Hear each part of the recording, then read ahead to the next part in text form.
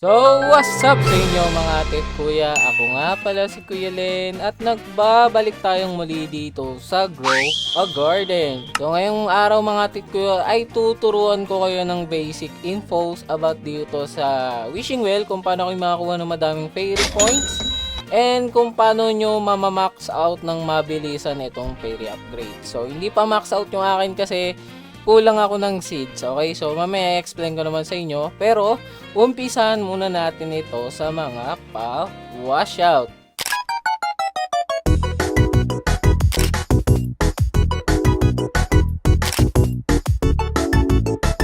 So, first things first, mga ate kuya, dapat marami kayong event lantern. So, nakikita nyo, meron na akong 1,000 uses of event lantern. So, sobrang dali lang yan gawin, as in, pupunta lang kayo dito sa may crafting table, then makikita nyo yung event lantern. Makikita nyo 30 use kada isang craft nyo. So kailangan nyo lang naman ng recall range, tapos apple, which is meron kayo kasi kailangan po yan doon sa wishing well. So bigay lang kayo ng apple. Ay, hindi pala apple yan. Yan, ayan. So makikita nyo 10 seconds lang yung crafting time nya. Sobrang sadlit lang. Tapos pag may nakasuot pa kayong patchy, madodouble yan. Kaya maganda. So makikita nyo 30 kagad yung madadagsag sa akin. O, 'di ba? Sobrang dali lang. So kailangan nyo na to kasi kailangan nyo na mabilis ang teleport dito sa wishing well. So ngayon naman i-guide ko na kayo dito sa wishing well kung ano ba yung mga dapat yung kunin at importante yung dapat yung gawin sa wishing well. So yan, kita nyo, complete task na ako. Magre-reset lang ako para as a guide para sa inyo. So makikita nyo, ang unang hinihingi sa akin is glimmering blueberry. Lagi nyo pong gagawin yung hinihingi sa inyo. Mas madali po yan compare sa pagbo-brute force or pagbibigay ng kahit ano na fruit para lang mapalevel yung fountain. Mas okay po yung ganito kasi mas tipid kayo sa plant na ibibigay and hindi nyo kailangan mag-collect ng panglahatan. At least meron kayong pag nag-reset kayo, meron kagad kayong pambigay. Kaya maganda po sinusunod nyo yung hinihingi ng fountain. So ito, blueberry yung hinihingi. Kuha lang tayo ng blueberry. Ito, blueberry. Tapos Tapos bigay na natin. So yun, nagagawa ng event lantern, nandito kagad tayo. Then offer lang natin. So make a wish. So yung unang sa tier 1 nyo, make a wish. Ito yung choices natin. So pangit yung choices natin kasi ito yung mga pwede nating makuha talaga dito. Enchanted seed pack yung dapat yung makuha dito, okay? Sa unang tier 1 rewards, enchanted seed pack dapat ang kukunin nyo. Kasi sa enchanted seed pack, meron po kayong mga etong samba hanggang light shoot, kailangan nyo yan, okay? Kailangan nyo makakuha nyan kasi pagdating po ng tier 4 and 5, kailangan nyo yung mga plant na yan. Kaya maganda kung meron pong enchanted seed pack sa tier 1 nyo, yun po yung kukunin nyo. Pero wala ngayon, ang kukunin nyo, pag ganito ang kukunin nyo, fairy points. Huwag nyo kukunin yung crate, huwag nyo kukunin yung radar. Pangit yan. Yung fairy points na lang kunin nyo. Kaya mas maganda pa yon. Tapos, kung meron namang fairy targeter, pwede din yon. Okay? Kapag walang enchanted na seed pack. So, ngayon, nandito na tayo sa tier 2. Okay? Tier 2 na tayo, mga tet kuya. Ang hinihingi sa atin is glimmering pumpkin. So, sakto, meron akong glimmering pumpkin. So, ito yung reason bakit hindi ko po na-max out kagad kasi kulang ako ng mga seeds ng watermelon and naubos yung sa pumpkin ko. Kaka-restock ko lang kasi kaka-AFK ko lang kanina ng seed ng pumpkin kasi isang beses nyo lang makukuha yan. Kaya kailangan marami kayong seed na ganyan kasi ito po yung pinaka problema, yung mga isang kuhanan lang na seed. So ito, bibigyan na natin tong pumpkin, offer all lang. Tapos andito na tayo sa tier 2, okay? Sa tier 2, ito yung mga rewards sa tier 2, meron pa ring seed pack, tapos meron pa ring radar, may egg, and fairy targeter. Ngayon, pag ganito po sa tier 2, ang magiging priority nyo muna is yung mutation spray or yung enchanted seed pack. Huwag nyo kukunin yung egg, okay? Hindi po mahalaga yan sa ngayon kasi kapag na-maximize nyo yung pagkuha nyo ng mutation spray tsaka seed pack, pag nakuha nyo na lahat ng kailangan nyo seed, madali na lang pumakuha ng enchanted egg. Huwag nyo munang problemahin yan. So ito yung choices natin. Meron tayong glimmering mutation spray, may fairy points, pero yung mutation spray yung kukunin nyo kapag wala yung seed pack. Pero kung mutation spray tapos seed pack, I think mutation spray pa rin maganda. Kasi makukuha nyo pa rin naman later on yung tawag dito, yung seed pack. Tsaka dito, magagamit nyo kagad tong mutation spray if meron kayong plant na kailangan tapos walang glimmering. Okay? So, mutation spray yung kukunin natin. Then, ito na naman yung tier 3. Sabi ko sa inyo, medyo mahirap to kapag hinihingi is pumpkin or watermelon kasi bihira lang sila mag-stock tapos isang kuhanan lang. So, makikita nyo, yun na naman yung hinihingi sa akin. Kukunin ko lang tapos babalikan natin.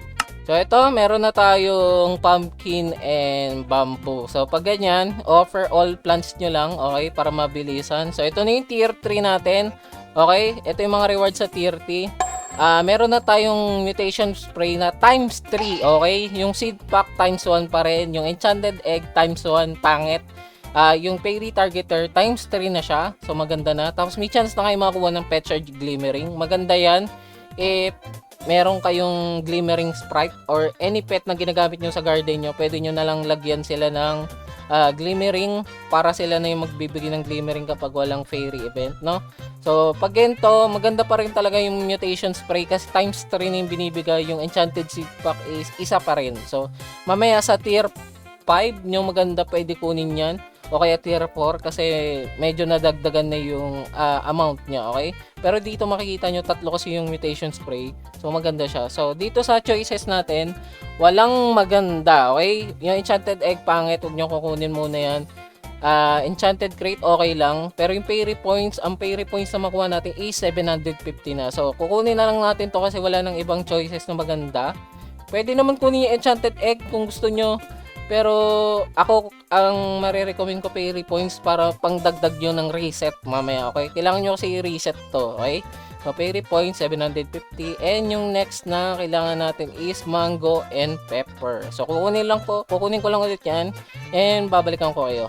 So, ito na mga tip ko, meron na tayong mango and pepper and offer lang natin lahat, no? So, yan na yung tier 4. Nakompleto na natin yung tier 4.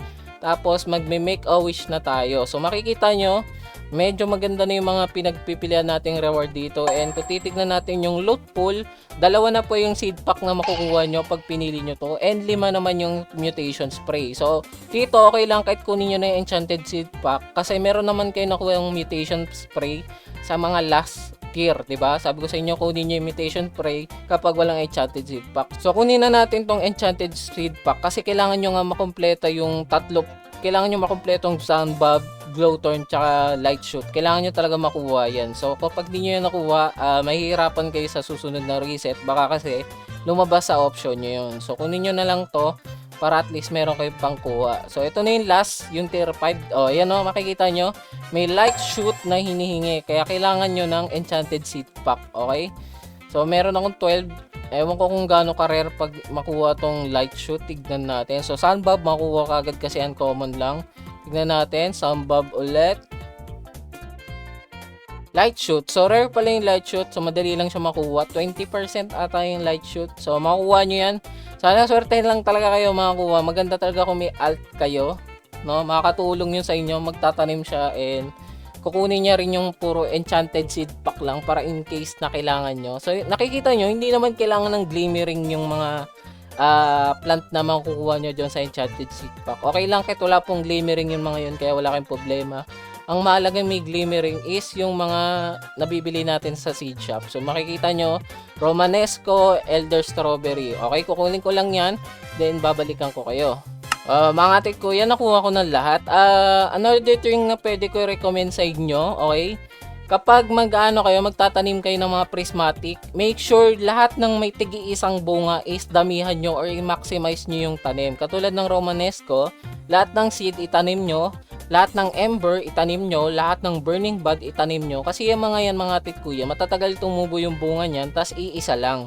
So, kung magre-reset kayo palagi, madalas makikita nyo yan sa tier 5. Kaya magandang matanim nyo lahat para meron kayong stock in advance, no? Kung sakaling lumabas. Yung Elder Strawberry, kahit hindi lahat, siguro mga 3 puno or 3 seed itanim nyo. Kasi multiple naman yung binubunga ng Elder Strawberry. So, madali lang yan.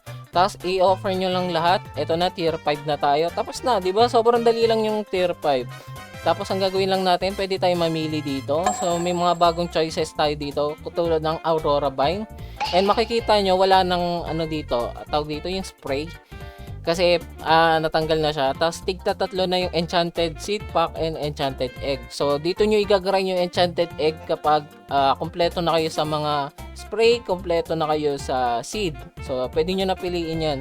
Tapos meron ng mataas na chance ng pet shard glimmering. So pag ganito, wala namang masyadong maganda. May aurora bind na kasi ako. So ang pipiliin ko na lang is yung enchanted egg. So ganun lang siya kadali, di ba? And every completion nyo ng tier mga kuya, may makukuha po kayong fairy points. May ipon yan, tapos pwede nyong gamitin pang reset. Ngayon, tuturuan ko kayo. So, pag ganun po, kunyari, pwede na kayo mag-reset and tingin nyo may enough kayong fairy points pang upgrade. Huwag muna kayo mag-upgrade, okay? Huwag muna kayo mag-upgrade. Unahin nyo munang i-reset to, okay? Lagi nyong gagawin yon kapag kayo, i-reset nyo muna siya. Tapos, ang matitirang fairy points is igamitin nyo dito, okay? Gamitin nyo sa pang-upgrade. Ang i-upgrade yung una is yung fairy spawn amount para mas madami yung glimmering. Sunod is yung fairy event duration para mas matagal yung event sa inyo, okay?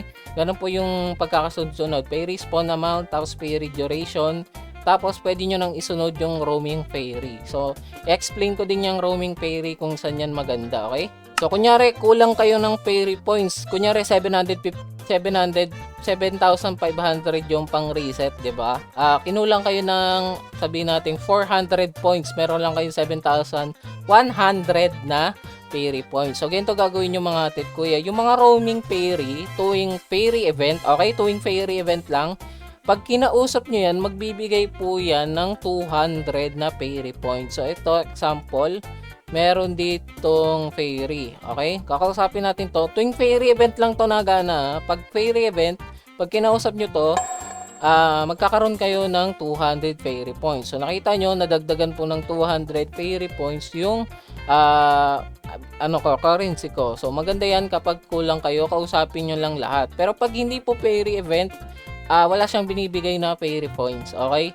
Gagawin niya lang glimmering yung plant nyo, pero wala nang anything na ibibigay sa inyo. So ito, may bibigay ulit. So nakita nyo, naging 976 na, kanina nasa 700. So 200 po yung binibigay na fairy points. So ganun lang kadali. In case na kulangin kayo or kailangan nyo ng fairy points, kausapin nyo lang yung mga pixie or yung mga fairy na nakakalat tuwing fairy event. After nun mga kuya, paulit-ulit na lang to actually. Kailangan na lang talaga meron kayong enough seeds katulad ng watermelon, daffodil, orange tulip, tapos yung pumpkin, kasi yun po yung mga tigi-isang kuwanan lang na crop. So maganda kung maaari, meron kayo laging stock. Check nyo lagi every 5 minutes kung merong stock, kasi once na maubusan kayo, pwede po kayong may stock sa wishing well. And ganun yung nangyari sa akin, naubusan ako ng pumpkin and hindi ako nakapag-progress ng tuloy-tuloy. Kaya hindi ko po na max out yung fairy upgrades ko dahil naubusan ako ng pumpkin kagabi. Dapat kagabi pa to max out, kaso naubusan ako and hindi ko na AFK kagabi. Ngayon lang ako nag-AFK, kaya ngayon lang ako nakapagtanim ng mga pumpkin. So ganun lang siya kadali, no? I hope na naintindihan nyo naman kahit pa paano yung explanation ko. Pagdating po dito, ulitin ko lang, pagdating sa mga rewards, ang una nyo i-priority sa tier 1 is yung enchanted seed pack, okay? Sa tier 2, dito na kayo pwedeng kumuha ng glimmering spray, okay? Sa tier 3, maganda pa rin yung glimmering spray kasi tatlo na yung binibigay. Sa tier 4, dito kukuha na kayo ng enchanted seed pack kasi tigda dalawa na. And sa tier 5, kukuha pa rin kayo ng enchanted seed pack hanggat makuha nyo yung tatlong bagong seed katulad ng Samba, Blowthorn, tsaka Lightshoot. Hanggang makuha nyo yun, pag nakuha nyo na yun, okay na kayo. Pwede na kayo kumuha ng mutation spray, pwede na kayo kumuha ng egg kung gusto nyo, kung ano man gusto nyo i-farm. Yun, pwede nyo nang gawin. Pero yun lang muna yung dapat nyo i-prioritize kung gusto nyo magtuloy-tuloy. And kapag magre-reset kayo, unahin nyong i-reset to bago kayo mag-upgrade kung gusto nyong kung gusto nyong maulit pa to. Kasi kapag di po nyo na-reset yan or wala kayong pang reset, 12 hours po yung antayin nyo para ma-reset. Okay, medyo matagal. Kaya maganda, unahin nyo munang i-reset yan, tapos saka nyo saka kayo mag-upgrade kasi magkaka-extra fairy points pa rin kayo pang upgrade hanggat tinatapos nyo yung mga tier quest. Okay, so yun lang. So yun lang lahat ng pwede kong maituro sa inyo mga kuya. Wala na akong ibang ginagawa kung paano ako nag-grind. Talagang bantayan nyo lang yung stock nyo ng seeds. Okay, so yun lang. I hope na may natutunan kayo and hanggang dito lang ako mga kuya. Ingat kayo palagi and God bless po sa inyo. Bye bye!